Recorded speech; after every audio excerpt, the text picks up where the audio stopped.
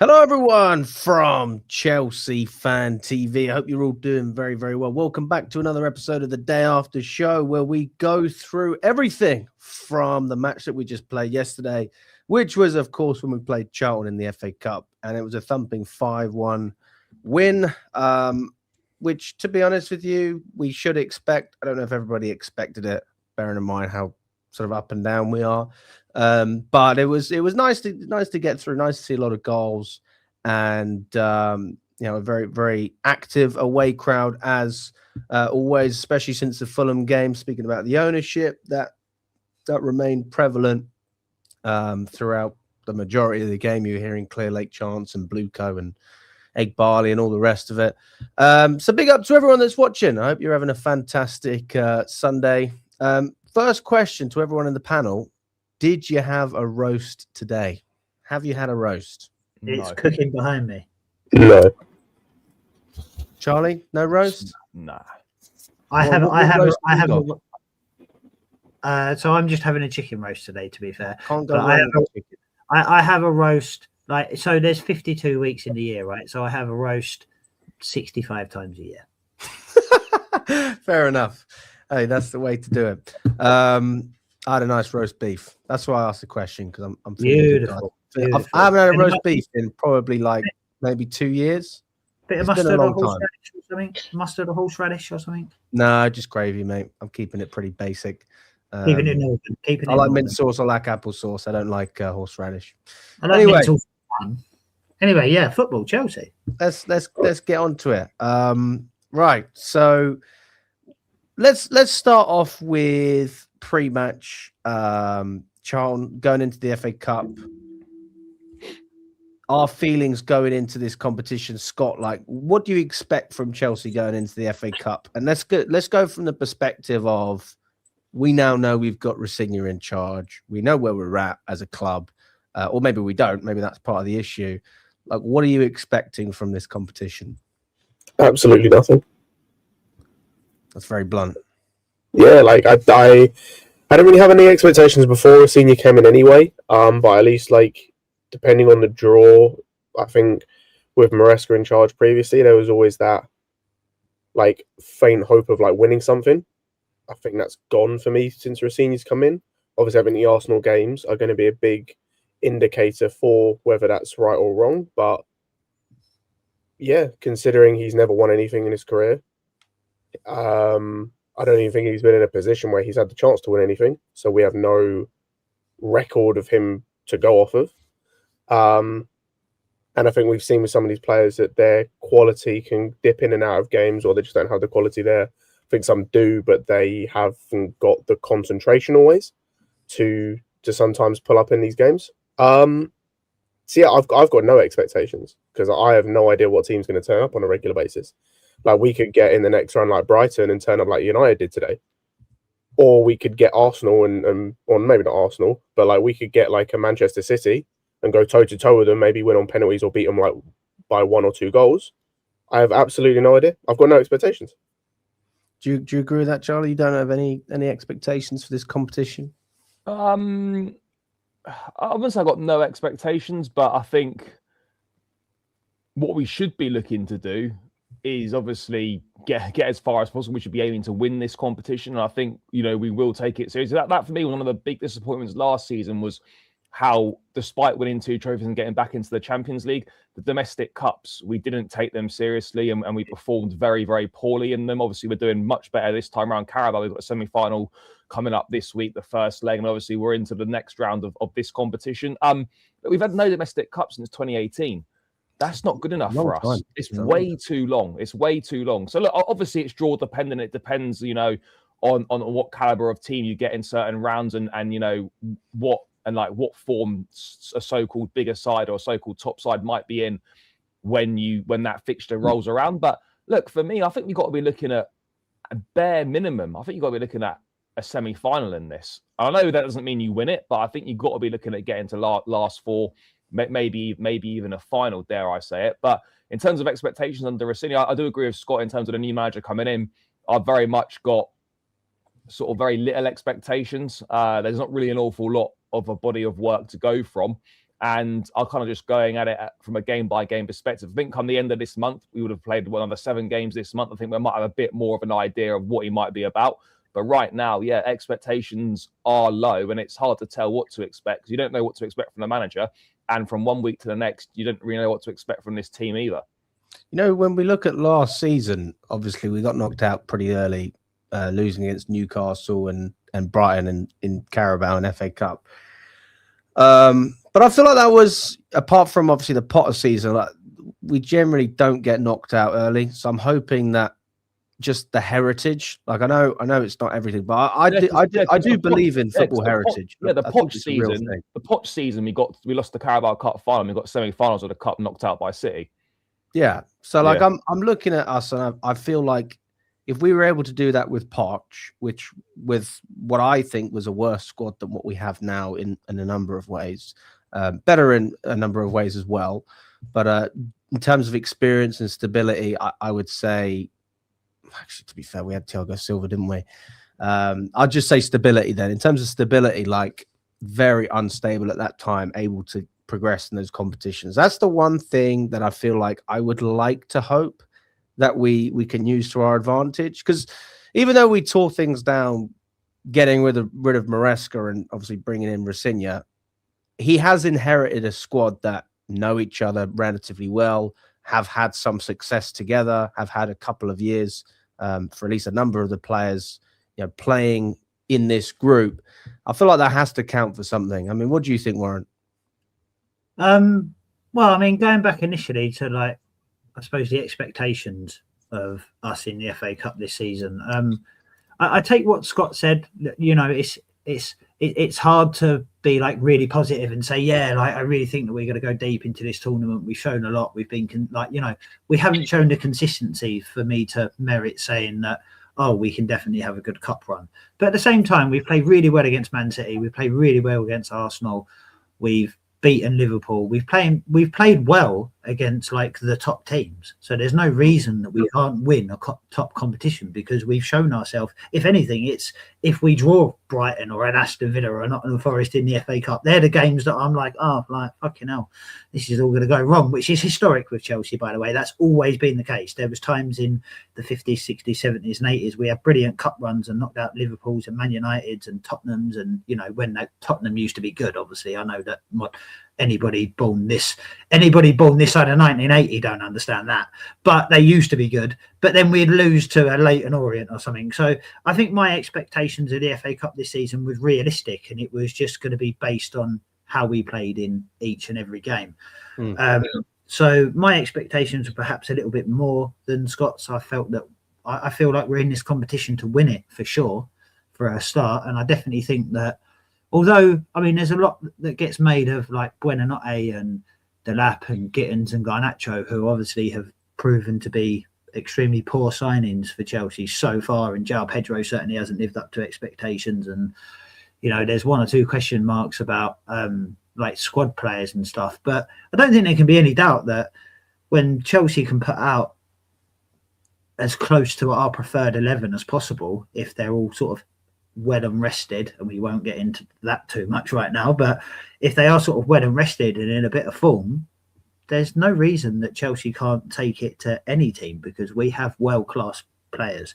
I think that sometimes we forget how world-class Reece James and Caicedo and Cole Palmer, how world-class they can be, and Esteval, just he can take it to new levels as well. So I'm positive. I like the fact that the fans really got behind the team yesterday. I've seen comments on social media today saying that they was quiet. Obviously, I wasn't at the game. I see it through the TV, but even from a TV perspective, and looking at YouTube today with your channel and a few other channels, and Charlie's channel and a few other channels, the atmosphere seemed to be really good and really positive behind Rosenior, which is something we spoke about on the previous podcast that I was on with you. So for me, it was really positive, and all we can do is get behind them, right? I mean, you say that, but when I was having a chat with Jacob after the game, and I know he's a younger fan, so he doesn't speak necessarily for everyone, but there are a lot of people that echo what Jacob says. Is straight after the game, just beat Charlton 1-0, new manager, seemed to be a little bit of a connection between. Sorry, you said we beat Charlton 1-0. 5-1, sorry, 5-1, and then you're hearing the Liam chants in the away end. The first thing that Jacob said was, "I'm not having this. Bluco out, Rosenior out. It's not good enough." That was the first thing he said, and he loves a controversial statement, doesn't he? I mean, the question though is it controversial? Because I see a large portion of Chelsea fans that are saying that. I mean, does that? I think if it's controversial, it means that there's a small, minute group. But I would say that there's a large portion. About if you said it about him, if Jacob was saying that, oh, it's completely ridiculous that Rosenior was bought in, then okay, fair enough. Like, you can't argue with that opinion. But to say that, oh, we're not going to get behind Rosenior basically, and that he's not good enough, and we want Rosenior out, it's just, not only is that poor and like really like, that's just like shitty support of like Chelsea Football Club as far as I'm concerned. Like, to be honest, like all fans, right? Whether you like, and this is the problem that a lot of people got, right, is that they can't differentiate between getting behind the manager and not liking the ownership. They don't believe the two can go hand in hand. They think both have to be together. So basically, a lot of people think that, oh, if you're getting behind the manager, it means you're backing the ownership. No, it doesn't mean that. I'm getting behind the manager because, one, he deserves the support, and secondly, we should all want the manager to do well, because ultimately, as Chelsea fans, we all want the club to do well. So if the manager does well, then the club does well. And us enjoying the club doing well or getting behind the manager doesn't mean that we're supporting the ownership. You can still support the manager, support the team, and dislike the ownership. You can still have success at Chelsea and still dislike the ownership. Too many people don't understand or cannot differentiate or refuse to differentiate between the fact that you can dislike the ownership, but you can support the team and get behind the manager. The counter argument to that is Rosenior is Clearlake's man. He is Egbarley's man. And when you try and differentiate the two, they worked hand in hand together. So in that case, then let's just hate everything the club's doing. Let's hope we lose every game. Let's hope this manager gets sacked. And the next one comes in. Oh, but that's a Clearlake manager. So we're going to hate every manager. I want every manager out until this. Rosenior's in a unique position, isn't he? It's nonsense, though. Unless we're looking at O'Neill. Every manager is going to be a Clearlake man. I was going to say, like, you could have said the same about Maresca in terms of, obviously, there was the Joe Shields links, there was the like old City links and stuff like that. They ended up falling out. Like, that ended up, like, at the end of the day, all of the managers at this football club are going to fall out with the ownership group. They're going to become a not Bluco man eventually, because they're just going to, their aspirations of being a manager at this football club and the fans' aspirations for the football club are going to clash with what the owners want from this football club. So they'll fall out. So him being a Bluco man or whatever is nonsense. But also, like, that, even if he is, that has a shelf life, because eventually he'll not become a Bluco man when he wants to win and they don't want to win. Because, like, all these guys are managers. They want to be successful. They all care about their own success at the end of the day, in terms of, like, for their family, for their legacy, for their kids to show them or whatever. And if they can't do that here because of the owners, the same story, the same cycle will continue to go on. So yeah, like, I think the way of doing it is kind of what, based on what I've heard and seen at the games, is what the fans are doing at the moment. You still chant kind of for the players and for the manager, you still support them, but you aim chants at owners, whether it's chanting for Roman, which I think is kind of more of like I understand why they do it, but it's more like a indirect sort of thing.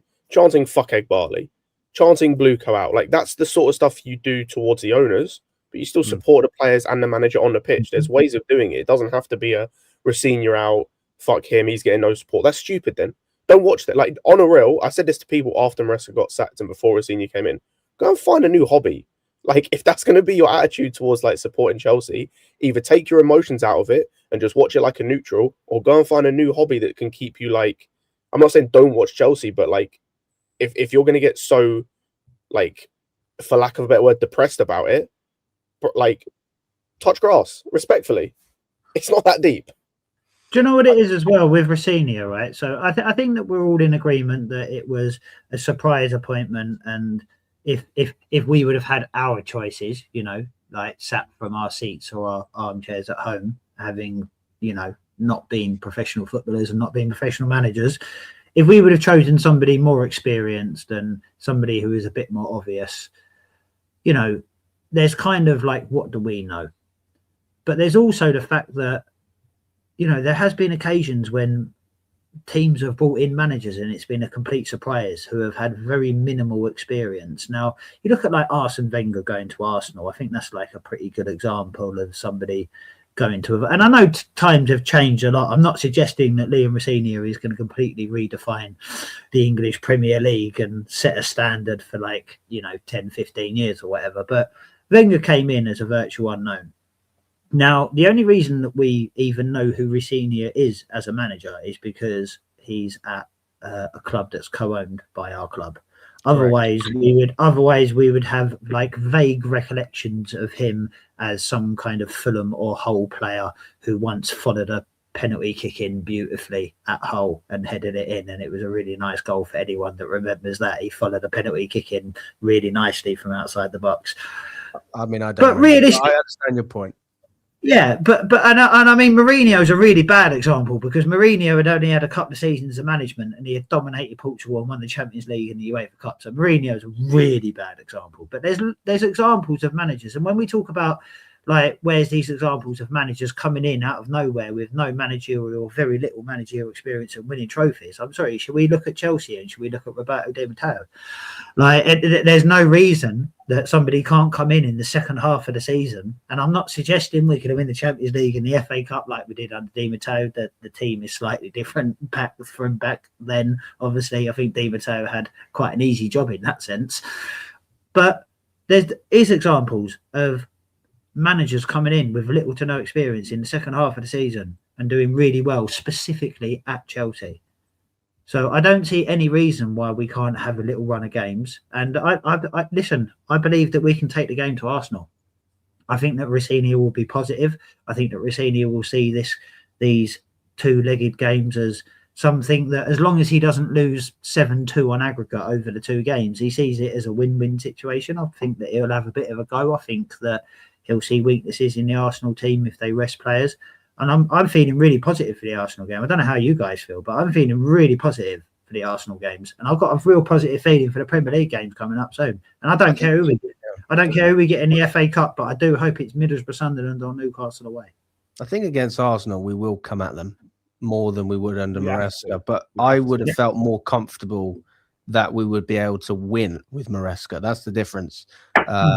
And I think that I might be entertained, but that's about the sort of extent, really. It's the unknown, because we know that Maresca in the big games had that kind of setup and had that proven track record of such as being able to get results in big games. We don't know what Rosenior is going to do in terms of how the setup might slightly tweak, tactical, maybe some few switches here and there. And we don't know what this guy's like in big games. We got no idea. This is probably the best team he's faced in his managerial career. Actually, on PSG as well. Obviously, he's faced them in France. But you know, this will be one of the best. This will be one of the best teams he's faced in his career. And we don't know what we're going to get from him in terms of a setup in a big game and how he approaches a big game, because none of us really know that. Whereas with Maresca, we did know that, you know, what the big game set up. We didn't always win, but we knew we knew for one thing for certain, we would always compete in the majority of the big games. And I guess under Rosenior, we don't know that. We don't know that yet.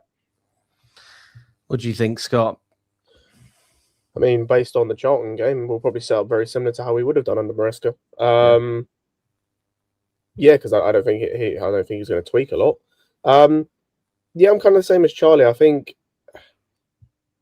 I don't know how we're going to play, because ultimately I think we have no blueprint in terms of Rosenior for these big games outside of the draw against PSG earlier in the season, where from what I remember I didn't watch the game, but from what I hear, they played really well. Strasbourg they conceded 2 last-minute goals. They were 3-1 up and they kind of threw it away. So there's that. I do think we'll go at them, but we would have done that under Maresca as well. Like, we saw that in the reverse fixture. Up until the red card, we were going toe-to-toe with them. After, really.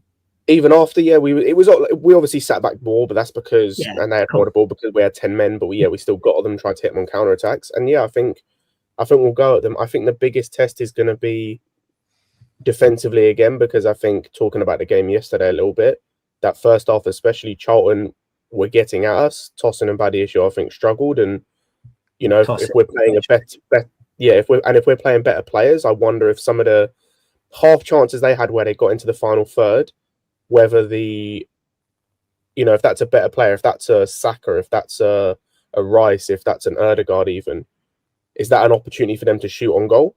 Where for Charlton, no disrespect, the players they had, it just kind of fizzled out. I'll be honest, the Arsenal games are going to be interesting from a sense of how we go forward, but I think the biggest definer of how Rosenior is going to do this season is going to be that Brentford game. Because people can talk about, we broke down Charlton and we'll go at Arsenal. That's cool. What happens when we face a low block against Brentford and we have to break them down? And they don't want to bait the press. And they don't want to do the stuff we weren't doing under Maresca. But yeah, it's going to be interesting. Go on, Mark. Oh, no. I was just going to say that I agree with what Scott's saying there. I think it will be interesting against Brentford. I think that Brentford particularly are a team that are not frightened to play the direct ball. That's something they showed under Thomas Frank. That's something they showed against Chelsea earlier this season and Liverpool. And it's something they've showed throughout their sort of like Premier League history in the last sort of X amount of years. So that will be interesting. What I did like about something that Scott and Charlie both mentioned there was what I like about Maresca was when we played against the bigger teams and the better teams, so to speak, we did have a go. And this was like kind of, me and you, Alex, have spoken before about I didn't like Tuchel in charge. And one of the reasons I didn't like Tuchel was because when we came up against a big team, I felt like we was playing like we was the small team. And I understand sometimes that's kind of necessary for one reason or another. That there's a plethora of reasons for it. But I sometimes felt like, we played Real Madrid under Tuchel, that to me was essentially Lampard's team, and we run at them in the Champions League in COVID, and we like dominated them for 2 games. Season later, we played them under Tuchel, and we had like 15 minutes where we got a couple of goals and had one disallowed in the Bernabeu. But other than that, we played like a small team, and we allowed Real Madrid to come onto us. That's what I really liked about Maresca, and that's what I really hope Rosenior identifies in this group of players and identifies that as like an identity of Chelsea Football Club. Hopefully we have a really good go at them.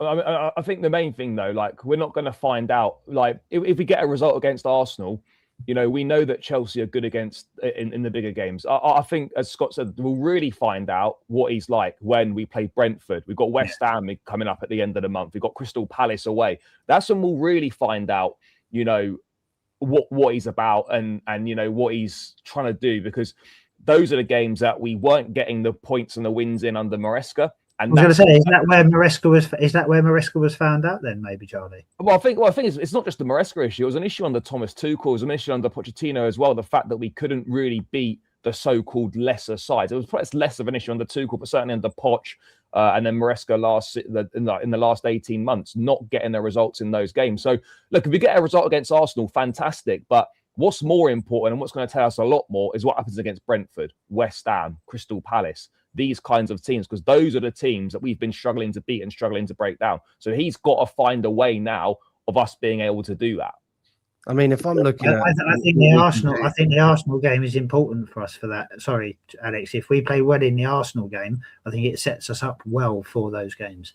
Potentially, we played well against Arsenal in that 1-1 draw, and then we went to Leeds and got battered a few days later. So I'm not sure how much. It gives you confidence, but if you're changing the team around and whatnot, I don't know how much difference it makes. No, I mean, I think just going on to the Brentford game and basically any smaller team, including bigger teams, actually, I think will still be a factor. I think that, number one, I think we've got a little bit more on our arsenal than we realised with Hato and Santos, and I'm going to include Delap in that. I think that they're going to be key players under Rosenior.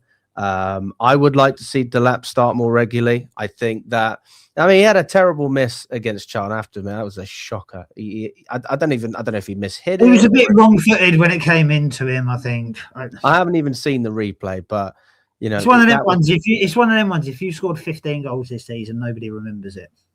Yeah, but when I look at Hato, I actually see a player who looks relatively comfortable inverting. I never really felt that way with Gusto, although I thought Gusto improved as a player who could invert. Doesn't mean he was great at it, but I thought he I improved like as Vega. time went I on. like Vega when we had him last season. I don't think there was anything wrong with that guy. He could play in multiple positions. We just didn't want to be here. Yeah, I think that was that maybe the issue. I was going to say because I think the issue was Martinez. Like the problem is so he went away to international duty on one of the international breaks, and Martinez basically got in his ear and said, if you want to continue playing, you have to play centre back, because I think he saw him as a centre back in the back four, and so that was the issue. Is he wanted to play centre back? He was never going to play. Yeah, well, he was never going to play centre back, and so he wanted to play centre back because he couldn't play centre back. He wanted to go out on loan to get. He was a good foot. He wanted to go out on loan. He didn't even want to leave permanently. That was a funny thing. He just wanted to go out on loan, but I think you see the board obviously in their ego, and like they don't like to have people talk back. And they had a guy who just wanted to go out on loan and leave to play, and they went, "No, we'll just sell you then." We're going to have players that overlap as well, which I think is going to be key. And Maresca did it a couple of times, but it's like, you know what? You may be good at overlapping, but I'm good at a lot of things. But if I'm out of practice, then you get rusty, you know? And that's what I think happened with Gusto at times when he was overlapping and he was still poor. Doesn't mean he's going to be great every week, but we know if he overlaps 9 times out of 10, you're probably going to get more good performance than if he inverts 9 times out of 10. So just playing players to the best of their ability. But let's just move on to some of the starting players against Charlton. Like we see Achimpong in the back four, we saw Tosin there, we saw Badiashile as well. Like, what do we make of our defensive performance if we're going to look at it from that sense? Because that's been a real concern, you know, the whole season. I would say it was fine. You know, we weren't really tested, to be perfectly honest, by Charlton. The goal we considered is actually a very good save by Jorgensen to begin with. And then obviously it was just lashed home on the rebound. There wasn't really an awful lot we could do about that. And then other than that, we weren't really tested. I mean, Badiashile early on looked a bit shaky, giving the ball away, picked up a early booking and whatnot. But Tosin didn't have an awful lot to do. Achimpong, I thought was good, you know, going forwards, defended reasonably well. And Hato was obviously the standout, but from the defensive standpoint, you know, I felt we were actually fine. But again, I don't think you learn anything about this back line that you perhaps didn't know before, maybe outside of Hato, because they weren't tested. They just weren't tested. And, you know, these are the guys that we probably we're not going to see Tosin and Badiashile on a regular basis in the league. I don't know how regularly we'll see Achimpong in the league or Hato to that instance either. So this is a back line that I'm not sure how much we're going to see of it going forward. Certainly as a back four, as a unit together, the individuals might come in every so often. I think Hato, if he can continue the form of the last 2 or 3 games, you know, that's looking more like a player that can genuinely provide competition for Cucurella. Achimpong, if it's at right back, he's probably not ahead of Gusto, not ahead of James. And is he going to play at a centre back? Maybe, maybe not. I don't really know. But I felt defensively we were fine last night. There wasn't, but we weren't tested, so it's hard to really ascertain if we've actually if those players have really improved in that regard. Even though we didn't get tested in terms of having a lot of shots against us, I will say this: like there was a lot of moments where they knocked the ball up and Tosin, or I think mostly Tosin was the guy who caught my eye, and I just felt like he would win one duel and he would lose another duel. Like I never felt fully comfortable. And it's not to say they broke away from him and had a shot, but they then won the ball back and they were able to get into a position where they could whip in across. Yeah, they're playing a lot of long balls. They're playing a lot of long balls, and you know they were sort of better to those second balls, certainly at times in the first half. But yeah, look, defensively, like I said, I didn't really find much out, and I felt we were fine. Hato obviously was the standout. Sorry. I mean, Scott, are there any of those players that you would like to see play more regularly in the Prem? I think Hato's obvious in terms of rotation for Cucurella. Just Josh and Hato. I think the other two, like Tosin, people know where I stand on Tosin. Like it's a pointless conversation at this point. I don't think yesterday's performance changed anything about that. No. I kind of agree with what you said, and I said this earlier. Charlton were not threatening, but like they were causing issues without really creating anything, just because they were causing a bit of chaos between the two centre-backs. I think Badiashile, that's the game for me that just cements where he stands at his club and what should happen with him going forward. But yeah, I'd like to see Josh and Hato play more. I think Josh was good. I think you saw him kind of tuck in as the third centre-back, or as like a right centre-back in a 3. At times, had a couple of moments where he went forward and inverted and underlapped near Gittins. But yeah, I thought he was good, but I thought Hato was kind of the star of the show. And it was surprising to me because we've seen him do this inverted 10 thing before this season under Maresca. I think of his debut against West Ham, terrible. I think of the Brentford game, terrible. I think there was one other game he played as well in that position.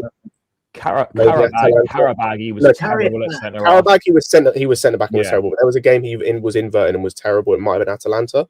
So basically, all the times he's inverted this season, he's been awful.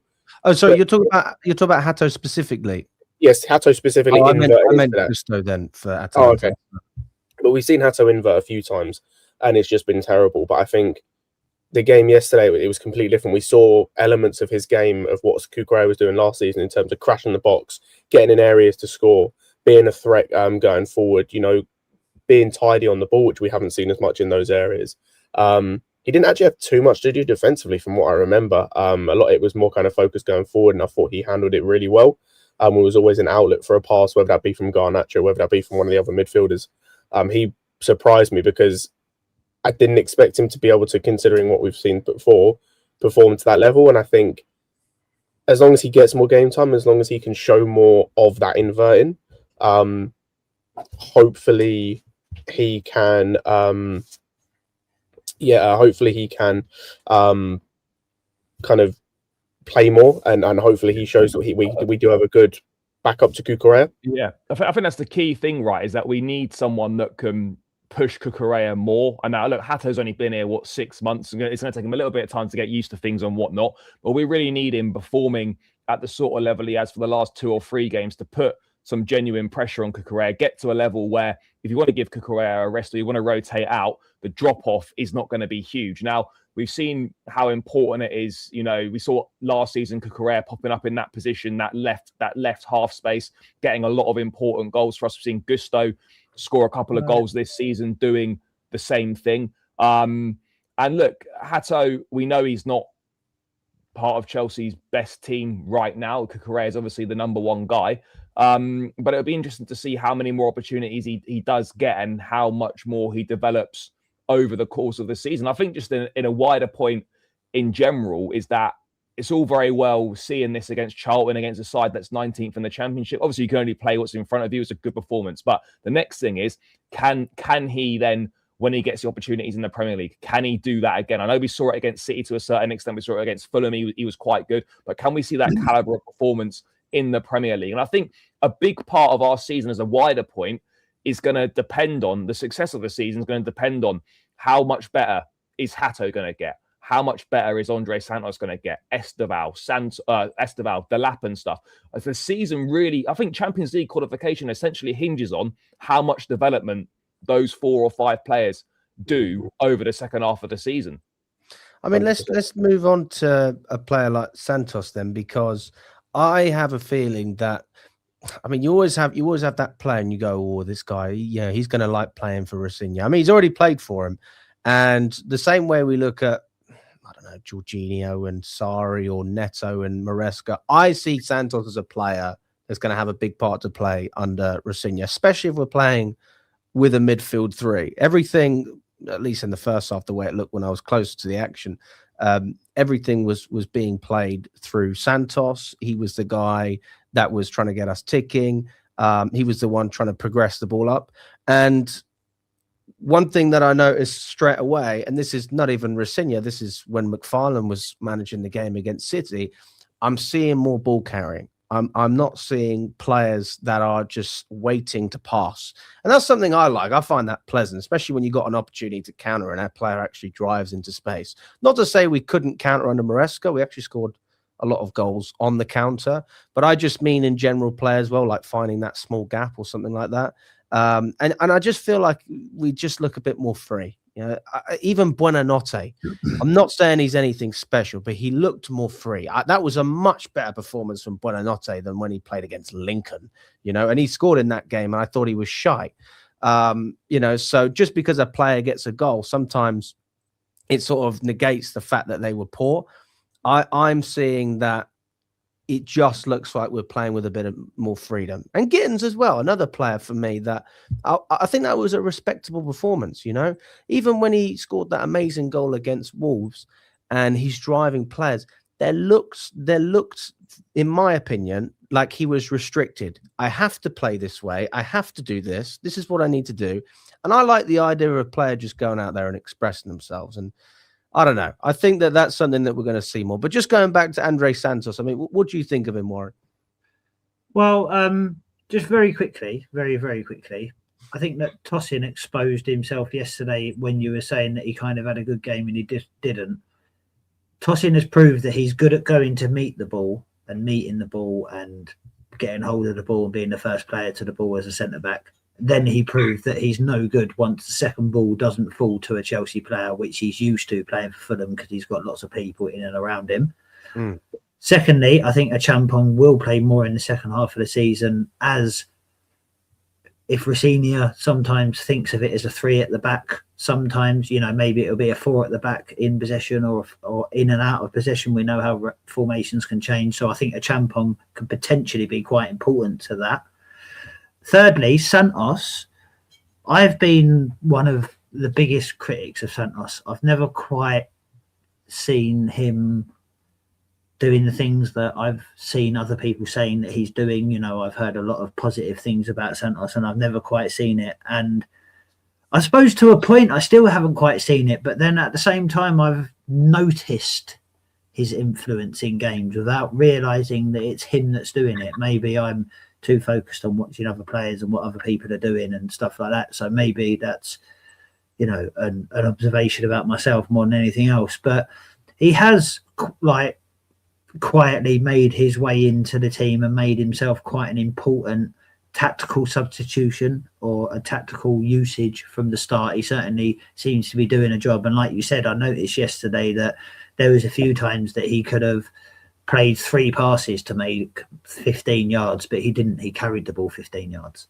And I think that what that allows also is for the players ahead of him to make runs based on what he's doing. When it comes to your Delaps and your Palmers, and I know Palmer wasn't there yesterday, but speaking generally about Chelsea, not just about yesterday's match, I think that he brings a certain amount of consistency. Whether that's brilliant or not, it brings a certain amount of consistency for players ahead of him to work from.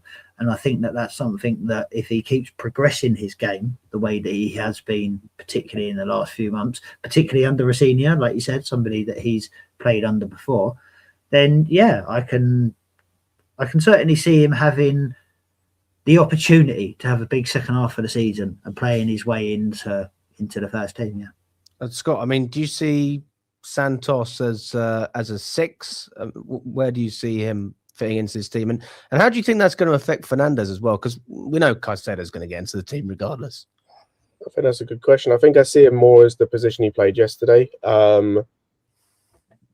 I think it's going to be interesting because we've now seen, whether it's this season or in the past, 4 different players, play next to Caicedo at different points in the season. Only next to one of those players has Caicedo look like he's on an island and look like there's about a mile of space between him and the other player. And it's the same player every time. And so I don't know whether that was tactical yesterday or it's just because it's Santos next to him, but I liked how there was a lot of that him and Caicedo were quite close to each other. Like they were playing with each other rather than just being 2 midfielders next to each other. Like it looked like a partnership. And it allowed obviously a movement. It allowed the kind of short passing to create space and whatnot. And we've seen that with Lavia. We see that with James at the weekend. Or no, was it the weekend? I think the weekend when Enzo went off. We've also seen it in previous games. We've now seen it with Santos on a few occasions. Enzo, we've yet to see it. Obviously, that was under Maresca. I'm curious when, or if and when, Enzo plays in the pivot with Caicedo, whether that's going to be a continued trend or if we're going to see more of the same. Because if we see more of the same, I've said it before and I'll say it again, I don't know where his place is in this team. If it's in the 10, that means Palmer has to go to right wing, which I'm fine with, but that means the right back needs to overlap. Does that mean Reece James is no longer a right back in this team because he can't do that regularly? Or do you think that because when I did the show with Javon, he was saying that we should play with inside forwards. So as opposed to having like a 4-3-3 where you got 2 wingers, you've got those two players coming inside, which doesn't suit a player like Neto, for example, at all. But it would suit Palmer. It would suit maybe a player like João Pedro. So you'd almost do what Man United were doing in the 3-4-3. You got two inside forwards that were Cunha and Mbeumo. You'd almost have him in like a Bruno Fernandes position. I think like with Enzo, like he'll play. Well, then you've got players that can overlap. He will right? play. There's no doubt that he does look much better, slightly higher up the pitch, and when there's a midfield pivot behind him, he looks a lot better in that situation. I think we can all agree on that. I'm not saying that he can't play in a pivot, but he definitely looks better, and the team looks better balanced when he's a little bit further forward and there's a midfield pivot behind him. I think that's an obvious thing. But again, it'd be interesting, as Scott said, it'd be interesting to see how Rosenior addresses that. Does Rosenior see Palmer as a 10? Does he see him as a right wing? Does he see him as a bit of both? And it depends on the game by game thing. What does Rosenior see Enzo as? Does he see him as a 6? Does he see him as an 8? Does he see him as a 10? Does he see him as being able to do all three at certain points during the season? I think there's a lot of kind of questions. There's a lot of. I think the good thing is we've got a lot of options in there. Obviously Lavia is not available, which is a big loss, but you can play James in there if you don't want to play Santos and Caicedo. You can, we've got a lot of options for the middle of the park. Palmer on the right. I mean, look, he also had his best season on the right under Poch in kind of what was very much a free role. This obviously in the 10 under Maresca, and for the 18 months, he had some very good moments and some not so good. We saw him on the right, second half against City, wasn't great. Saw him on the right against Fulham. I thought he was awful, bit better second half, but pretty poor in general. So, yeah, there's a lot of questions that need answering. Where is Palmer going to play in this team? Because I think if Rosenior sees Palmer as more playing on the right, then that does leave the 10 open for Enzo. And I think, Enzo, obviously, whilst he's not like a skillful 10 in terms of having those skills on the ball like a natural number 10 might, he's got that box crashing ability. He's a moments person. He's always sort of right place, right time. And I would rather have him in the number 10 than João Pedro, to be honest. Yeah, I would as well. And sorry, just touching upon that, I think that giving Palmer a slightly more free role, I think I've mentioned it before, that not necessarily him playing on the right, but playing from the right. If he was to occupy that space when we needed him to, but play from there, I think it also allows the opportunity for Esteval to come inside a bit more. I mean, I've mentioned it before that, when he was in South America, his coaches there from a very young age said that the full expectation was for him to be a number 10. I think Carlo Ancelotti has identified that in the Brazil national team.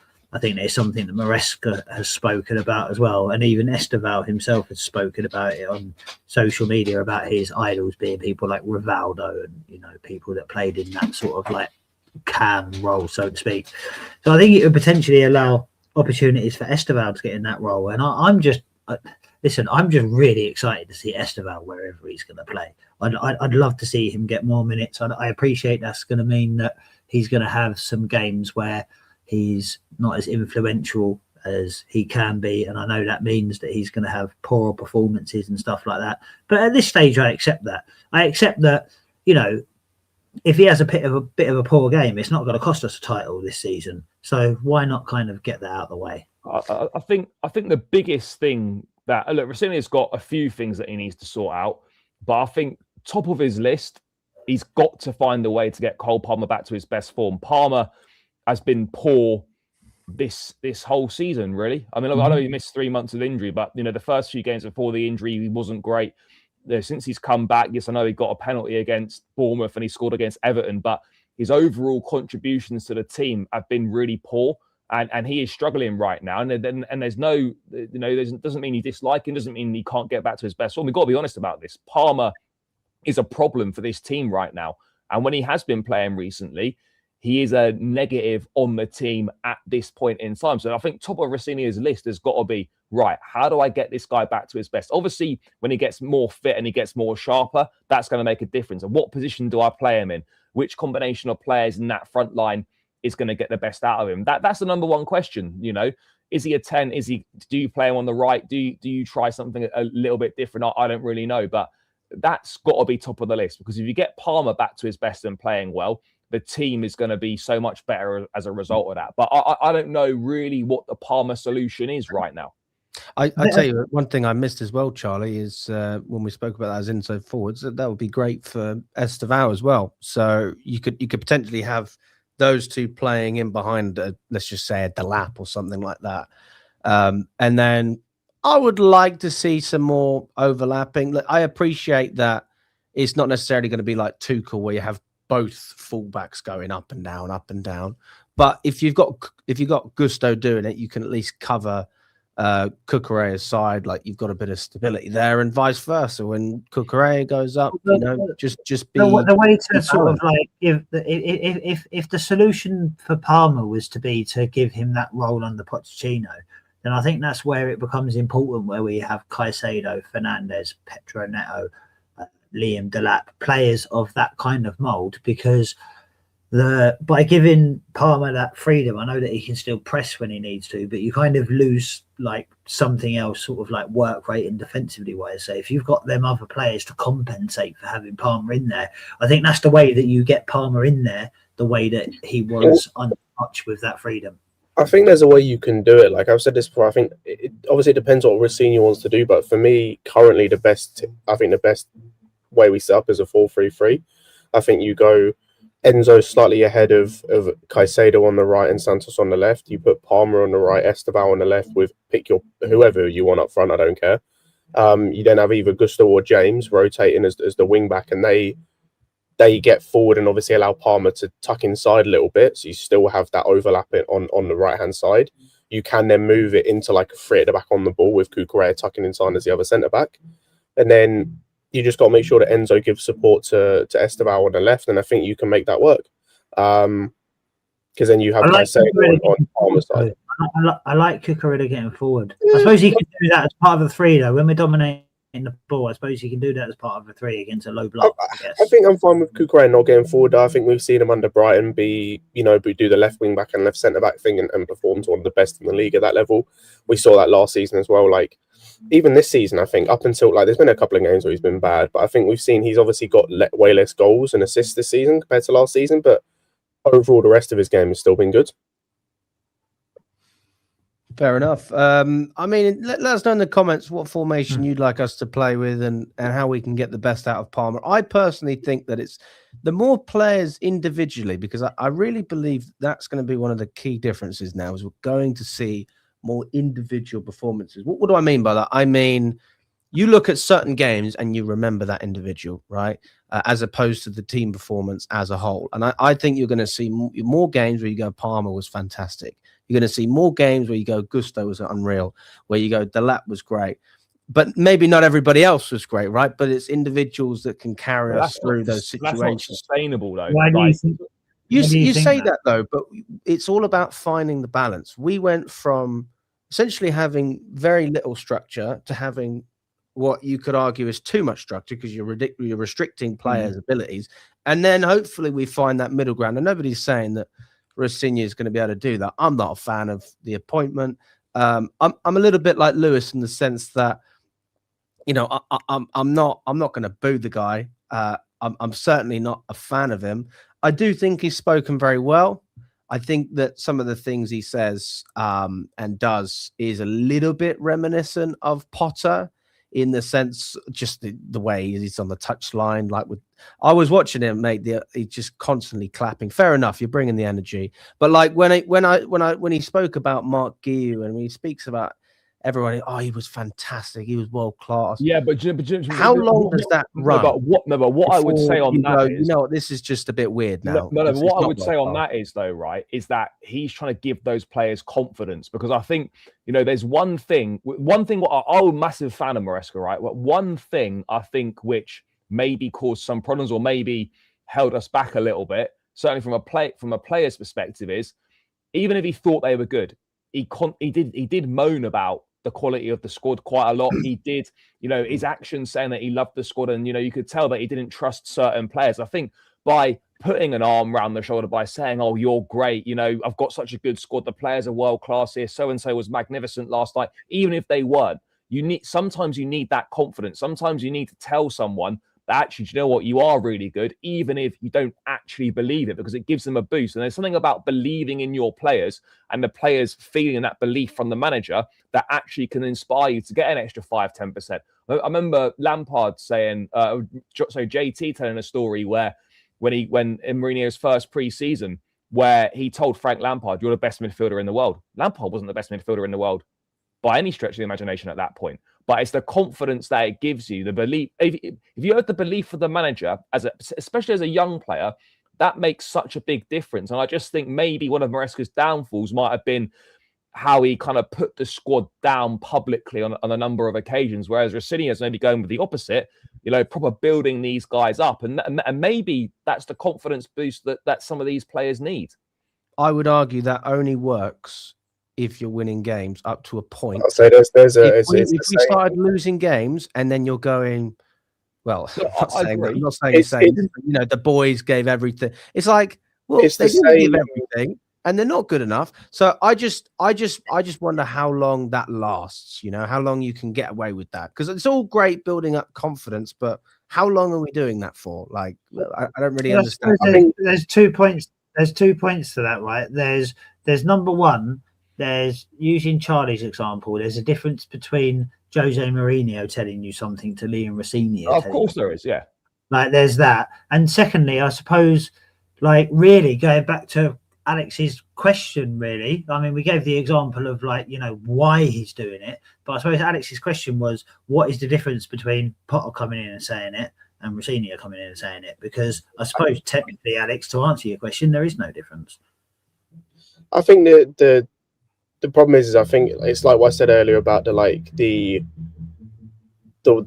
how they feel about each other, or the yes man thing. There's a shelf life to this. Like, we didn't see Maresca do this in terms of the bringing the players down and calling them out in press conferences until the summer, until we started talking about centre back, and still he started getting questions. I think that's when we started to see it. When he talked about Badiashile and Fofana for needing a centre back, when he started talking about Toss and Andre Santos, we didn't really see that all that much from what I can remember last season. Like, it was only when things when shit started to hit the fan. So Rosenior doing all this, I think, is fine to begin with. It'll be interesting what happens in a year's time if he's still here. If we go for a rough patch, is he going to still be doing the same thing? I'll be interested to see, because I think in the press conference you see he's just doing he's trying to big everyone up. He said that Badiashile and Tosin were very good. Anyone with two eyes could see that they were not good yesterday, but I don't think he needs to call them out and say they were not good in a game against Charlton and we were on 5-1. It's just one of those of just everyone played well, just to keep their confidence up, and you keep it stepping. Like I said, if we lose, let's say we lose to Palace, is he gonna in a comment's gonna be different, for example? Or, and I said, if he goes in a rough patch in a year's time, the comment's gonna be different. I think it's too early to decide whether he's gonna do that going forward. In the same way, I think it's way too early to say that he's way different from Maresca in this sense, because we just don't know after a game against Charlton. Yeah. I mean, the one thing I will say, I'm glad Marc Guiu got a goal, and I think he deserves credit. But just because he got a goal doesn't mean that I see. And this is a real shame, because I actually, there's real potential. I like. He's a brilliant player. He's got brilliant potential. Well, let's not get ahead of us. Brilliant potential. Sorry, no. I corrected myself. He's got brilliant potential. He won't be here next season. He won't be here next have an season. awful lot else to offer. He's totally honest. I'm going to be honest, Mark. Unfortunately, he's going to be a guy who probably spends most of his career playing for teams like Villarreal and Athletic Bilbao and these kind of teams. That's kind of the career he's going to have based on what I see. He runs a lot. Of players play for them teams, and at the end of their career, we look back and say, "My God, couldn't we have done with a player like that?" I just think he's probably going to have a very similar career to someone like Iago Aspas. He's probably never going to get higher than that sort of level. He might go to a bigger club and look a little bit out of place. No one's going to say he's had a bad career. Iago Aspas hasn't had a bad career, but I don't think it's ever going to be looked upon you are an amazing player sort of thing. I accept him as a part of our squad at the minute, and I think that he can play an important role in it as well. I think I'll put it this way, right? He won't be here next season because you've got Delap and Pedro who are both ahead of him, and Omega's coming in from Strasbourg. There isn't the space for Guiu, whether he's sold or goes on loan or whatever happens. Let's be real. The next time he plays for Chelsea, probably next round of the cup, dependent on who we get. Look, he might get the odd appearance from the Paphos? bench, but probably Paphos, not. Actually. maybe Paphos. Not in the Champions League, no. Yeah, Maybe not Paphos, because we actually need to win that game. Yeah, like we're not. I can't see us. I think Pedro's a risk in that. I think the Laps are risking that. I think they're all a risk. But well, no, to be fair, I think we still win that. Their manager left yesterday or today. Yeah, I mean, look, he done reasonably yeah, well last week, and he can do a job, you know, in certain games for you. But I don't think he's someone that you want to be relying on for goals. No. That's why I said potential. Yeah. I don't think you can rely on him to play, you know, in all competitions, 40 games a season. No. You know, 20 goals. That's not what I'm suggesting at all. I just think that there's potential in there for a player to come through the ranks and be comfortable at Chelsea and kind of be comfortable in that number 2 role. If we go out and sign centre forwards and stuff, he's kind of happy in that sort of like second striker role when we're playing one person up front. And to come on and just give his all and to make a difference, offer something a bit different as well. I just think that maybe you're right. You are most probably right, Charlie. I don't think we'll see him at Chelsea next season. But I think for the next 4 or 5 months, I think he could be important for us because... Yeah, he could be.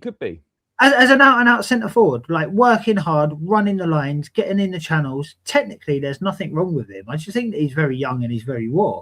And I also think that we have to take into consideration the upheaval. I don't want to get too stuck on Marc Guiu because I don't think he's going to be like the most important player for the second half of the season at Chelsea. It's not what I'm saying. I just think that he can be more important than perhaps people give him credit for. Yeah, potentially.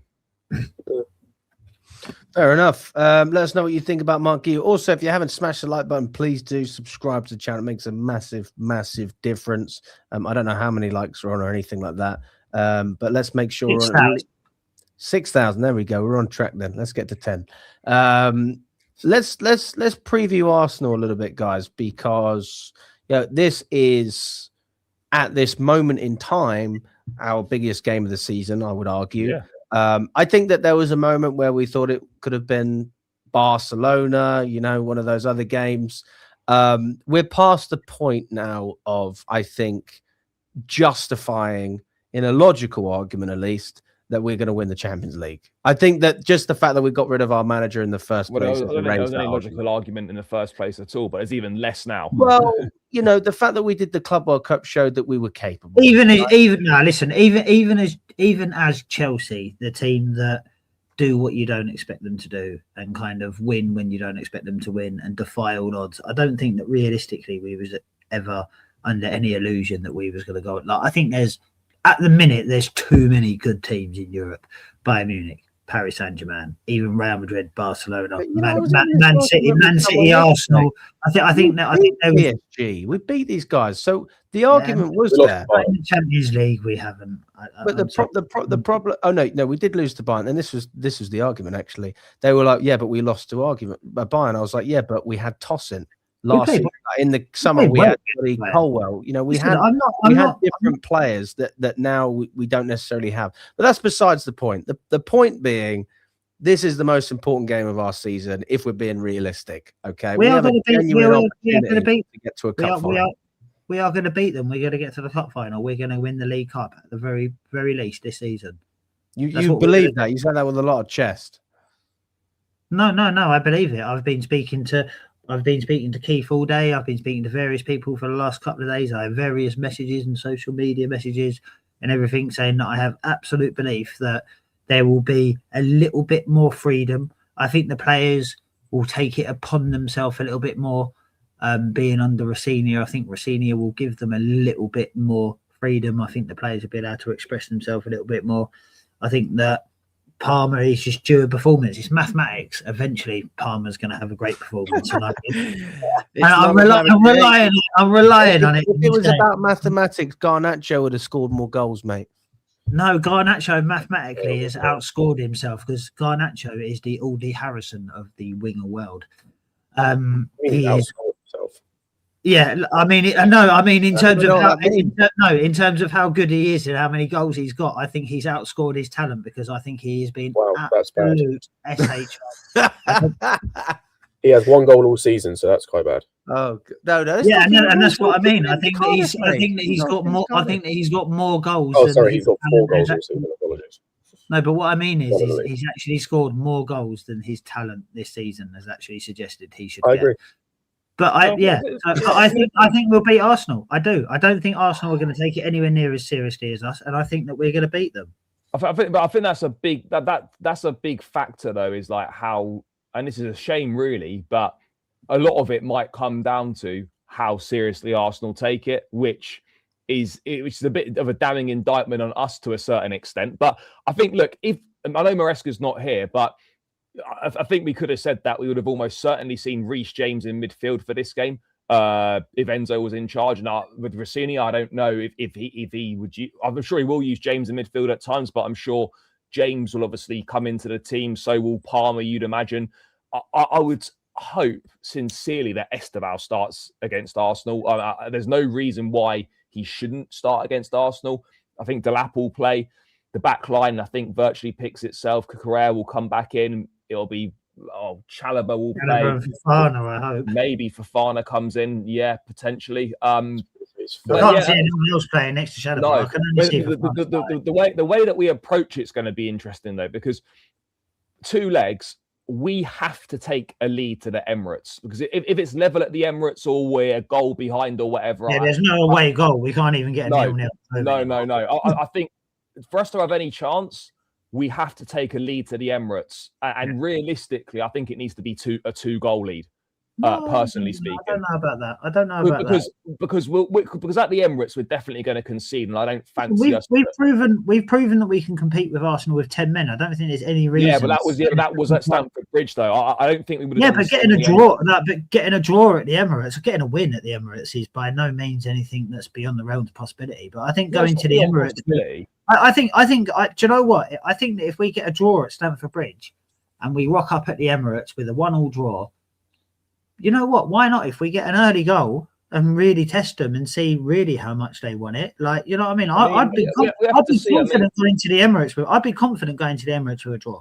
I mean, I personally wouldn't, just based on the fact I don't think we've beaten Arsenal since 2021. Mathematics, we do it in any competition. But yeah, look, I think that there's going to be some interesting team selections in terms of the setup, and then I think what we need to see more than anything is application. We need to see desire, energy, pressing. We need to see fight. We need to see the ball being moved quickly. That comes from belief, though. So I think and there needs to be a belief as well. And do you know one thing I would say about Rosenior is I think he comes across a very likable guy. I think he's a very good people person. I think he will instill that belief in the group. Now it's about the group going out there and actually delivering the performance. I think they will. Yeah, I think it's going to be an interesting game. I think Arsenal look like they're going to take it seriously. It was wholesale changes today. So, I expect like the usual suspects, like Saka to start, Trossard probably starts. So maybe they start Martinelli again after Satrick. I don't know. Gyökeres probably starts. Yeah, Rice, Subamendi, or Ødegaard's probably the midfield, considering I think Eze played 90 today. And then your usual like Timber. I don't know if Saliba's fit. He didn't make the bench. I assume he's fit. Gabriel and then Calafiori. So like they're going to go full strength, I think, for this game based on who played today. I'd like to see certain players play and not play at the weekend. Like I don't need to see Alejandro Garnacho play at all, like against Arsenal. I don't really need to see anyone outside of Fofana and Chalobah at centre back. Like I think you just need to kind of go at them, go for it.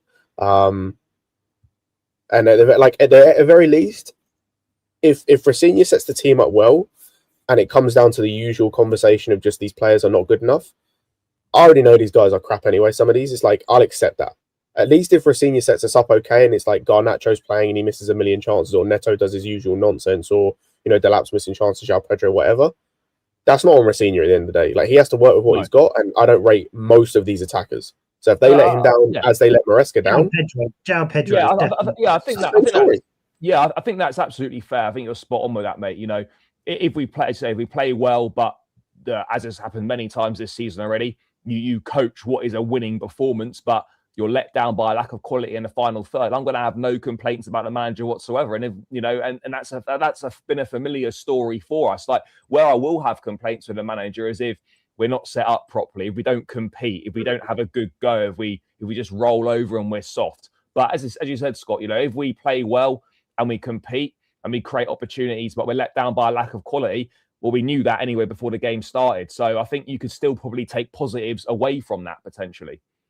You know, I'd be intrigued to see how we do set up. Obviously, I hear that he's an attacking manager and he wants to go for games, but there's a part of every manager that wants to win something that's under pressure that's going to be a little bit more pragmatic. And I just wonder if we're going to see any of that.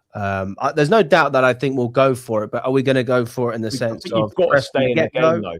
Are we countering? What are we looking to do? Because you've got 2 legs, so there's no point completely going gung ho for it in the first one and shipping a few goals on the counter and the tie's done. I think you've got to play smart here. Yes, you want to take the game to the opposition at home. You want to try and get a result at home to take to the away leg, but it's also really important to make sure that you've still got a chance of going through when you get to the second leg. There's no point committing loads of men forward and shipping a few goals late on and you've ruined your opportunities because you're so desperate to win at home. I think, yes, by all means, go for it and play on the front foot, but make sure you've got a chance of actually going through next week as well. Don't put yourself out the tie after the first leg. I think that, like we saw against Charlton, we're not going to change that much. And I think, by the way, I think that that's the right decision. I think that's the right thing to do.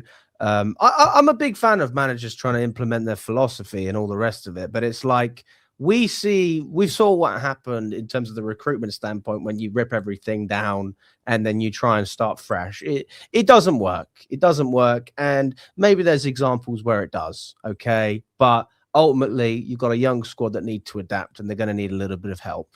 So if that means I'm going to see players inverting for a few months before I see them overlapping, fine. You know, that's how it is. That's the cards that Rosenior's been dealt. But that doesn't mean that you can't still invert players and overlap. You can't do a little bit of both and still try and put your standpoint. That doesn't mean that when you've got the opportunity to whip a ball in or drive at a player, you can't do that instead of passing backwards like we would have. So, I mean, that's basically the fundamental difference of what I think we're going to see. I think we're going to see more shots.